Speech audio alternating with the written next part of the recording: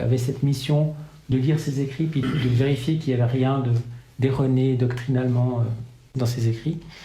Donc Saint Hannibal, qui est décédé en 1927, canonisé en 2004 par Jean-Paul II, disait d'elle: « Il semble que notre Seigneur Jésus-Christ, lui qui multiplie toujours plus les merveilles de son amour, ait voulu former en cette Vierge un instrument adapté pour accomplir une mission si unique et si sublime qu'elle ne peut être comparée à aucune autre, à savoir le règne de la divine volonté sur la terre comme au ciel. » Donc je ne sais pas si vous commencez à percevoir le côté énorme de la chose. Continuons. Un jour, le Seigneur Jésus dit à Louisa: « J'ai remué la terre entière, regardant une par une toutes les créatures.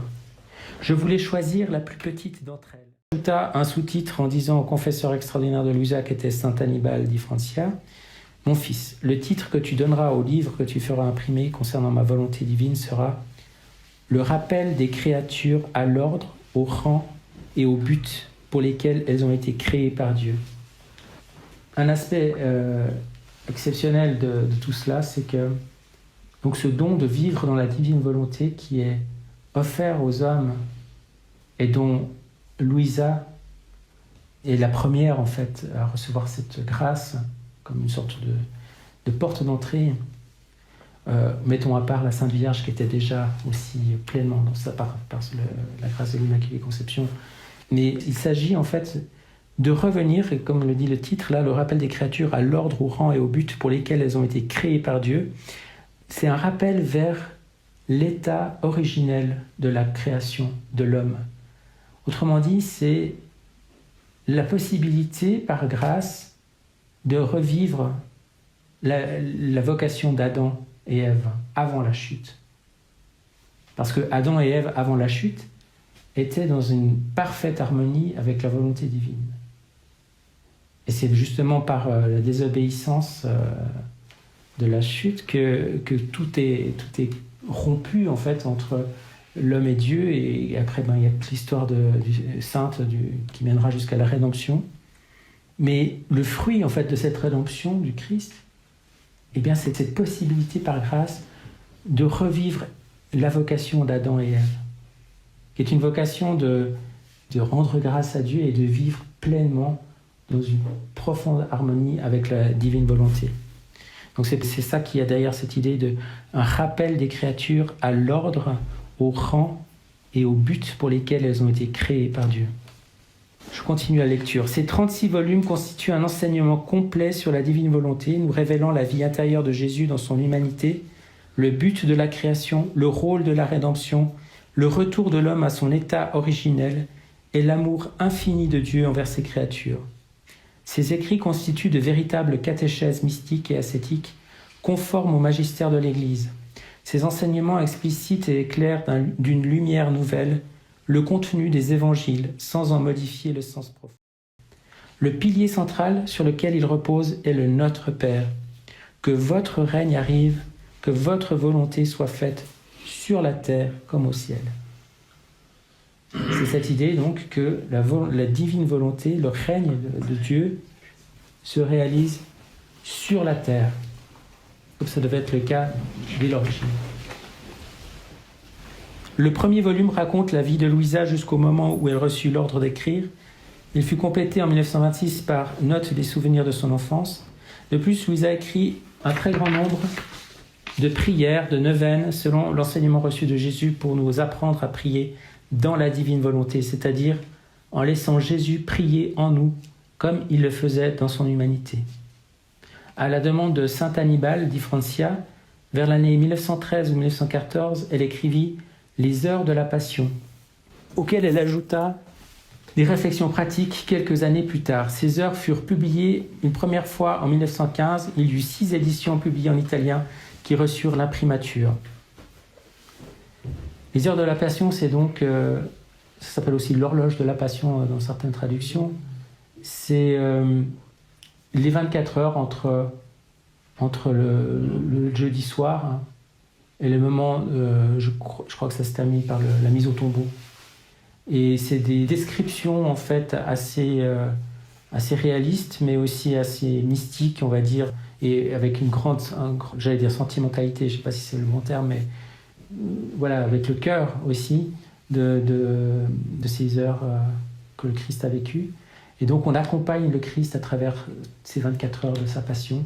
On peut vraiment le faire comme une prière, comme une heure sainte, soit en le priant sur 24 heures, c'est difficile, mais petit à petit, ou bien dans un groupe, chacun prend une heure, et puis voilà, ça peut être quelque chose de très beau.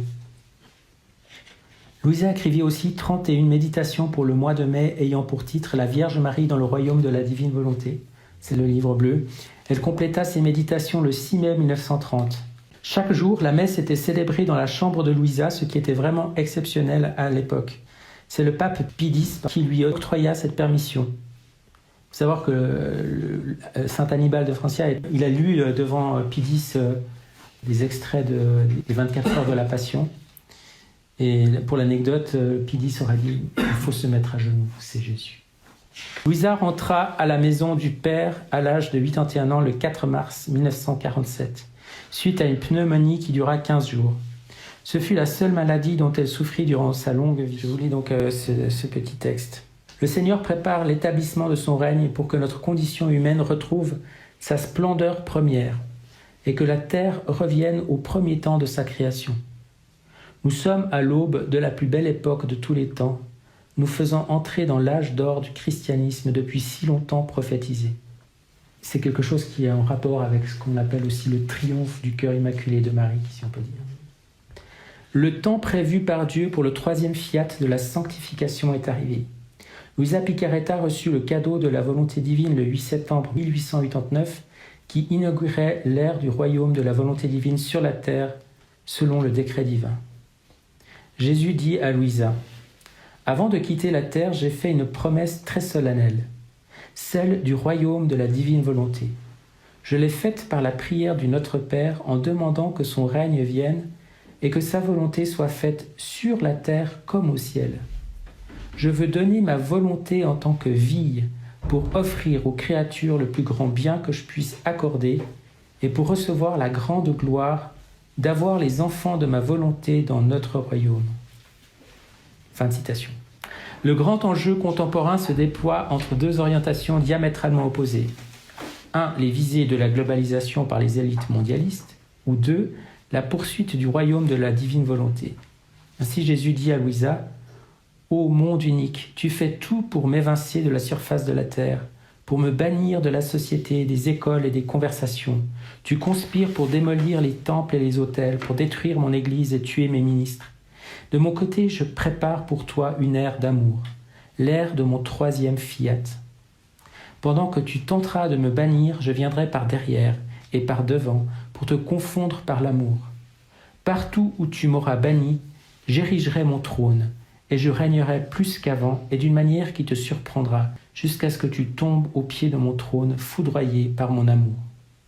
Tu dis encore à Louisa, je ne pourrais accorder une plus grande grâce en ces temps si troublés et de vertigineuses descentes dans le mal, disait ça en 1926, que de faire connaître que je veux donner le grand cadeau du royaume du suprême fiat et confirmer que je le prépare en toi avec tant de connaissances et de dons afin que rien ne manque au triomphe de ma volonté. Je ne sais pas si c'est dit plus loin, mais je voulais juste faire un petit aparté pour bien expliquer ce qu'on entend par 3e fiat. Je ne sais pas si cette expression vous a peut-être étonné. Par 3e fiat, on entend donc c'est entrer dans la vie de la divine volonté, parce que fiat, en latin, veut dire... Ainsi soit-il. Voilà. Et qui a prononcé fiat dans la Bible? Marie. Et qui encore? Dieu lui-même, fiat lux, exactement. Ça, c'est le premier fiat, fiat lux, le fiat de la création, qui est donc aux origines. Hein, c'est le fiat, on peut dire le fiat du Père, quelque part, ou en tout cas le fiat de la création. Le 2e fiat, eh bien, c'est le fiat, effectivement, prononcé par la Mère de Dieu, et aussi par le Fils, par le Fils qui vient s'incarner. Me voici, je viens faire ta volonté, selon le psaume 2, je crois. Donc le fiat de la rédemption. Et le troisième fiat, qui peut être appelé le fiat de la sanctification, et on voit qu'on peut approprier ces fiat aux différentes personnes de la Sainte Trinité, hein, le Père, le Fils et l'Esprit Saint. Donc c'est le fiat aussi de l'épanouissement de la vie de l'Esprit Saint qui vient en quelque sorte amener à l'achèvement ce que doit être l'Église, la communion des saints vivante de l'Église militante ici-bas. Eh bien, c'est ce fiat de la sanctification. Donc c'est ça, ce royaume du troisième fiat. Je continue la lecture. Il faut rejeter notre volonté humaine en faveur de la divine volonté, car tout le mal sur la terre doit disparaître pour faire place au temps de paix selon le décret divin. Et là, c'est encore une citation des écrits de Louisa, dans la bouche de Jésus. « Si je fais connaître autant de vérités concernant le troisième fiat, ce n'est pas pour donner simple information, non. C'est parce que je veux que tous sachent que ce royaume est proche, que tous apprécient ces belles prérogatives et espèrent entrer et vivre dans ce royaume si saint, si rempli de félicité et de bienfaits. Ce qui paraît difficile pour les hommes est facile pour la puissance de notre volonté, parce qu'elle sait éliminer toutes les difficultés et tout conquérir quand elle le veut et au moment qu'elle a choisi. Tout est maintenant préparé et accompli. Il ne reste plus qu'à ouvrir les portes et à faire connaître ma volonté, afin que les âmes en prennent possession. » Donc tout l'enjeu maintenant, il est là, c'est de faire connaître pour que les gens puissent désirer. Et c'est ce que j'essaie de faire un petit peu à ma modeste échelle. C'est de faire connaître ce message exceptionnel et cet appel qu'on a tous d'entrer dans cette vie de la divine volonté. Jésus dit à Louisa, « Je veux que vous m'écoutiez parce que je vais vous enseigner des choses surprenantes, des leçons du ciel qui vous apporteront une lumière qui ne s'éteindra jamais et un amour qui durera toujours. » Ainsi le Seigneur nous fait connaître de quelle manière se fera le règne de la divine volonté sur la terre. « Je veux que soient connus les effets de mon divin vouloir et ses avantages, la gloire complète de ma création et l'accomplissement final et définitif de la rédemption en dépendent. Oh, que d'effets demeurent suspendus, autant de la création que de la rédemption, parce que vous ne connaissez pas les bienfaits de mon vouloir divin et que mon vouloir divin ne règne pas au milieu de vous. Ce que je manifeste à propos de ma divine volonté et que tu écris, on pourrait l'appeler l'évangile du règne de la divine volonté qui n'est en rien opposé aux saintes écritures ni à l'évangile que j'annonçais étant sur terre. Au contraire, on peut l'appeler le soutien de l'un et de l'autre. Voilà à quoi serviront les innombrables choses que je t'ai manifestées, les incalculables et surprenantes vérités, les promesses de tous les bienfaits destinés aux enfants du fiat voluntas tua. Ce sera l'évangile, la base, la source intarissable à laquelle tous puiseront la vie céleste, le bonheur terrestre et la restauration de leur création. Oh, comme ils se sentiront heureux, ceux qui, avec empressement, boiront à grande gorgée aux sources de mes connaissances, car elles posséderont la vertu d'apporter la vie du ciel et de bannir toutes les peines. La vie dans la divine volonté est le passage offert aux créatures humaines à revenir à l'ordre, à la place et au but pour lesquels elles ont été créées par Dieu. Ainsi, ça c'est une citation dans la bouche de Jésus, dès que les créatures auront intégré les connaissances concernant la divine volonté, elles auront en elles la semence qui fait germer l'amour filial envers leur Père céleste. Elles sentiront ainsi notre paternité et comprendront que si nous voulons qu'elles vivent dans notre volonté, c'est parce que nous les aimons et désirons qu'elles participent à nos biens divins. Notre paternité aspire, soupire, brûle d'envie d'offrir ce don, afin que la volonté divine soit une avec ses enfants.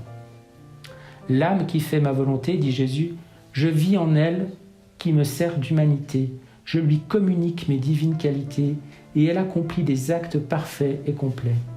Celui qui a l'avantage de la connaître sentira couler en lui une nouvelle vie de lumière, de grâce, de force pour accomplir ma volonté en toutes choses. L'âme qui s'est identifiée à moi et qui se laisse dominer par ma volonté répète les actes divins.